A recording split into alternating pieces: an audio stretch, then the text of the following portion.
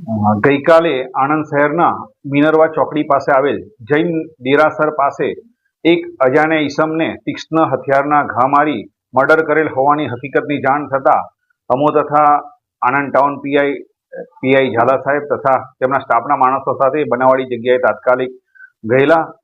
આ બાબતે આજુબાજુમાં તપાસ કરતા આ મરણ જનારને કોને કઈ રીતે માર્યો છે તેમજ મરણ જનાર કોણ છે તે બાબતે કોઈ પણ હકીકત મળી આવેલ નહીં.